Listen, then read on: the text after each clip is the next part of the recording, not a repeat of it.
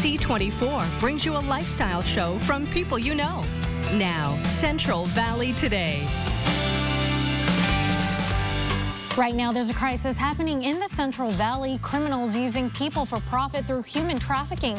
Today, we're educating you on the signs and what's being done to fight against traffickers right here in our community. Welcome to Central Valley Today. I'm Connie Tran. Thank you for joining us. The Central Valley Against Human Trafficking program aims to provide awareness, training, technical assistance, and advocacy about human trafficking and trafficking-related issues. So how is this group spreading the word about this form of modern-day slavery and working to end it in Fresno County? Let's bring in an expert to find out. We welcome Sarah Johnston, who is the manager of Fresno EOC's Central Valley Against Human Trafficking. Thank you for joining me today. Thank you for having me. Such an important topic to touch on. So where do we even begin? You know, I think that the first is recognizing that this is happening here in our community. Absolutely. I think we have this idea that it's happening elsewhere. It's happening only to specific populations, but it's here, it's happening in our community, to our kids, to our families, and the people that we come in contact with day to day.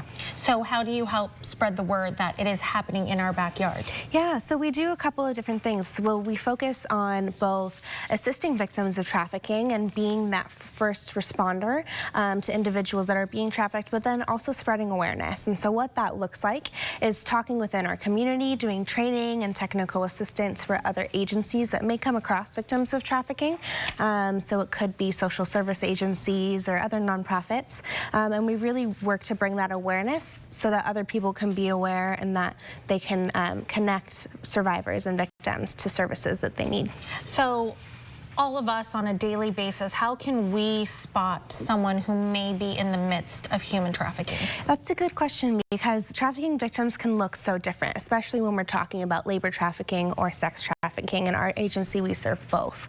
And they can look very different from one another. And we see so many individuals with so many different backstories, and that's the hard thing about doing this work, is that each case is so very different. Right. But the definition of trafficking is when somebody uses force, fraud, or coercion on someone for labor or for sexual services. And so some key factors that you can look at is if people are all of a sudden running away. That's a really big key factor, especially in our youth. Our runaway youth are at a really high risk of being trafficked. And then again, when we look at individuals that are having personality changes, maybe they're disheveled, if they're not getting paid for their work, signs of fear.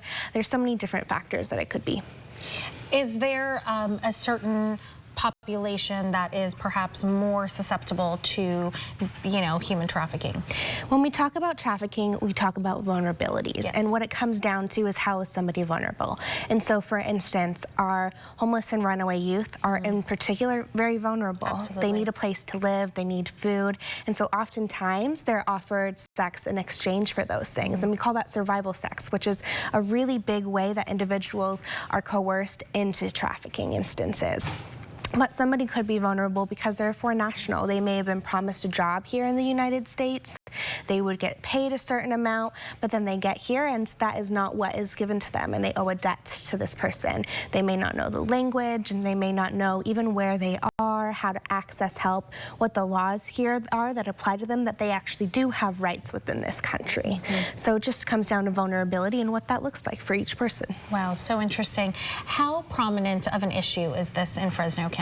So you can see our stats have risen over the past 10 years. Have they really? Wow. Yeah, and so since 2009, our agency has served over 950 victims of trafficking.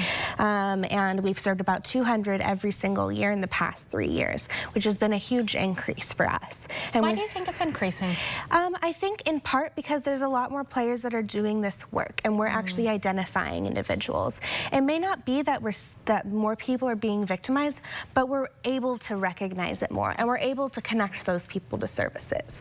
I think it's been around for a long while, and that maybe we just haven't been noticing it. Sure. So to offer services, and if you can go in depth onto what those services are, I mean, how grateful are you that you know, your organization, Fresno EOC, really you know, takes time to help victims of human trafficking, because it's clearly an issue. You know, these people come out of these situations with absolutely nothing. They may come with a backpack. They may come with really nothing, the clothes on their back. And so we're able to provide them with shelter services, with food, with clothing, with mental health services, connecting them to medical services to make sure that they can get their needs met. So we focus on those basic needs, and we build up into empowerment services. So ultimately, the goal would be someone is in employment, they're able to sustain themselves. They reach self-sustainability and self-sufficiency, and that's our end goal. And so we're very thankful that we're able to provide those services.